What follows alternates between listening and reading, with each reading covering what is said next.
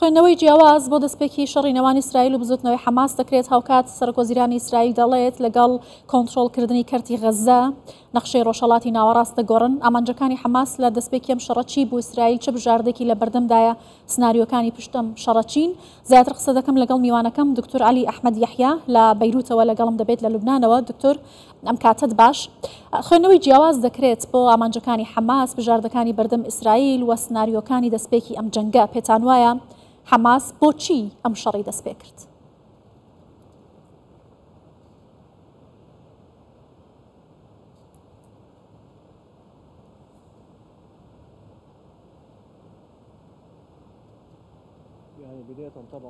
بێگومان سەرتا سڵاو لە جەنابت و سڵاو لە هەموو بینەرانی بەڕێزیش لە ماوەی چەند مانگی ڕابردوودا پێشبینیمان دەکردبوو کە ڕووداوێکی ناسروشتی جۆرەکی ڕوودەدات، ڕووداوێک ڕوودەدات کە هەموو دیدگاکان دەگۆڕێت، هەموو ململانێ کلاسیکەکان دەگۆڕێت لەبەر ئەو دۆخەی کە لە ناوخۆی ئیسرائیل و ناوخۆی فەڵەستینیش هەبوو، هەروەها بەهۆی ئەو دۆخە ئیقلیمیە هەبوو، بە تایبەتی ململانەکانی عەرەب و ئێران و ململانەکانی عەرەب و تورکیا کە وای کرد بەرەی بەرگری فەڵەستینی ئەم هێرشە دەست پێ بکات.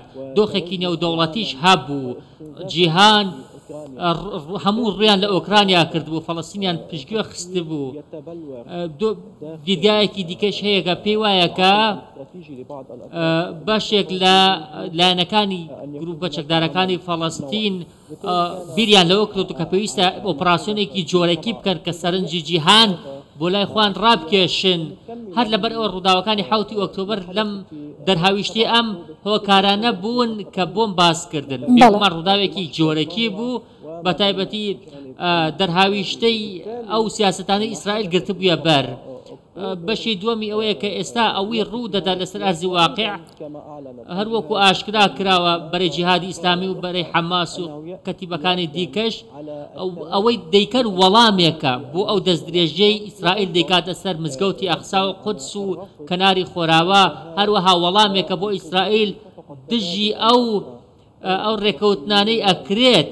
بەڵێ باشە دکتۆر علی، ئایا پێدەچێت کە ئەم شەڕە پەرە بسێنێت؟ بە تایبەتی دەگوترێت کە مەترسی بەشداری حیزبوڵای لوبنانی و هەروەها کەتیبەکانی سەر بە ئێران لە جۆلان ئەگەر ئەمانش بەشداری شەڕەکە بکەن شەڕەکە بەرفراوانتر دەبێت و پریشکی و شەڕە وڵاتانی دیکەش دەگرێتەوە. ئایا ئەگەرێکی لەم جۆرە لە ئارادا دەبێت؟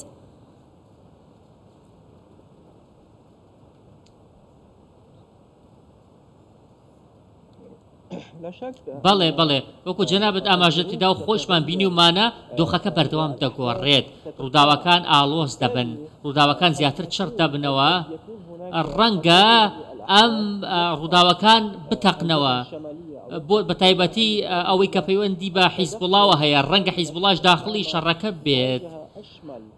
ئەمەش وا دەکات ململانەکە بە شێوەیەکی فراوان کاریگەری لەسەر هەموو ناوچەکە هەبێت، چونکە حیزبوڵاش کۆمەڵێک دەستدرێژی هەبوو، کۆمەڵێک پلاندانانی هەبوو بۆ هێرشکردنە سەر ئیسرائیل لە ماوەی چەند ڕۆژی ڕابردوودا.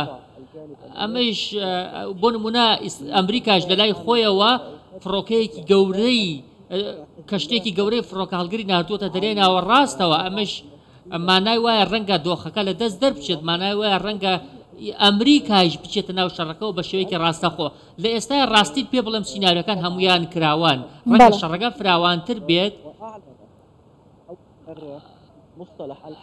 ئێستا ئیسرائیل لە ساڵی 1970 بۆ یەکەم جارە دۆخی جەنگی ڕاگاندووە. بەڕاستی ئەمە دۆخێکی جیاوازە، ئەمانای وایە ئەمە شەڕێکی کلاسیکی. باشە دکتۆر علی، دەگوترێت کە دەستپێکردنی ئەم شەڕە جۆرێکە لە جێبەجێکردنی مەرامی وڵاتانی هەرێمی بۆ پەکخستنی پرۆسەی ئاشتی نێوان ئیسرائیل و سعودیە کە ئەمریکا دەست پێشخەر بۆ تیایدا. ئایا گریمانە دەکرێت کە ئەم شەڕان پرۆسەیە بوەستێنێت؟ ئەگەر وایە کاریگەریەکانی چی دەبێت لە درێژخایەندا؟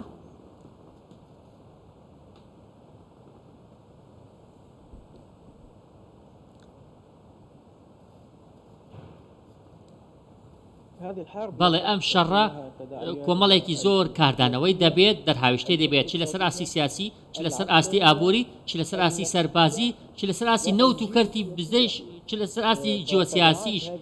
بێگومان ئەم شەڕێکی بچووک نییە، ڕەنگە کاریگەری لەسەر نەخشەی ئاساییکردنەوەی پەیوەندیەکانی عەرەب و ئیسرائیل هەبێت ڕەنگە ئەمە کاریگەری لەسەر هەموو ڕۆژهەڵاتی ناوەڕاست هەبێت ڕەنگە ئەمە بوێتە هۆی دەستپێکی قۆناغێکی نوێ لە ڕۆژهەڵاتی ناوەڕاستە بە تایبەتی لە ماوەی پێشوە بینیومان کۆمەڵێک ڕووداو هەبوون سەبارەت بە ئاساییکردنەوەی پەیوەندیەکانی عەرەب و ئیسرائیل ڕەنگە ئەم شەڕە ئەگەرێکی شەیە کە ئەم شەڕە سەرکێشە بۆ شەڕێکی ئیقلیمی گەورەتر بێگومان گومانیتیان نییە کە ئەم شەڕە کاردانەوەی زۆری لەسەر هەموو ناوچەکە بێت باشە لە لایەکی دیکەوە کە ئەگەر ئیسرائیل و فەڵەستین بەرەیەکی ڕاستەوخۆی ئەم شەڕەن بەڵام رووسیا تورکیا ئێران ئەوە کۆمەڵێک وڵاتی دیکە هەن کە ناڕاستەوخۆ پەیوەندیان بەم ئالۆزیانە لە کەرتی غەزە لە نێوان ئیسرائیل و بزوتنەوەی حەماس هەیە ڕۆڵی ئەم وڵاتانە چۆن دەبێت ئایا ئەگەری دەستێوەردانی هەرێمی لە شەڕی نێوان ئیسرائیل و بزوتنەوەی حەماس دەکرێت؟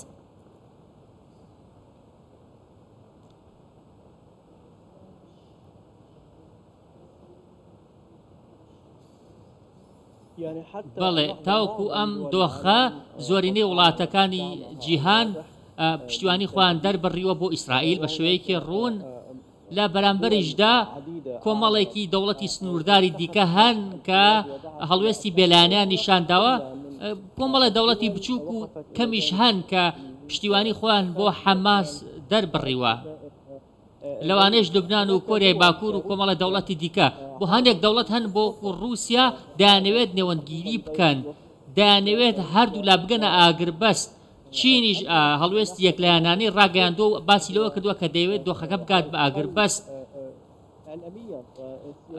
زۆرینەی دەوڵەتەکانی جیهان پێم وایە لەسەر ئاستی سیاسی جەخت لەوە دەکەن کە پشتیوانی لە ئاگربەست دەکەن داوای ڕاگررتنی توندوتیژیەکان دەکەن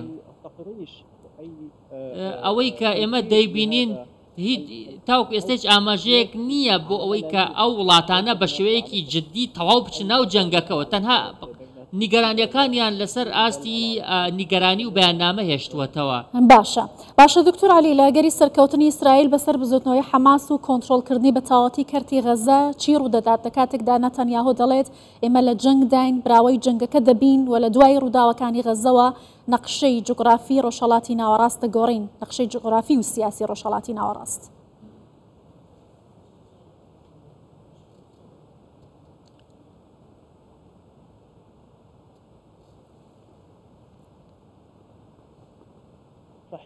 بەڵێ ڕاستە ئیسرائیل لە سەرەتادا هەڕەشەی ئەوەی کرد کە وەزیری جەنگی ئیسرائیل بە زمانێکی تند هەڕەشەی کرد کە کارتی غەزە دەکەن بە دورگەیەکی وێرانە وەڵامێکی وایان دەدەنەوە کە پێشتر نەبوو بێت هەروها وەزیری بەرگری ئیسرائیل جەختی لەوە کردەوە کە گەمارۆک بەسەر غەزە سەپێنن کە کارەبا و ئاویشی دەست نەکەوێت دواتریش ناتانیاهۆ هاتە سەر خەت و وتی کە ئیسرائیل ئەو پندێک دەدات بە حەماسکەبوونەوە کاتی داهاتووش بمێنێتەوە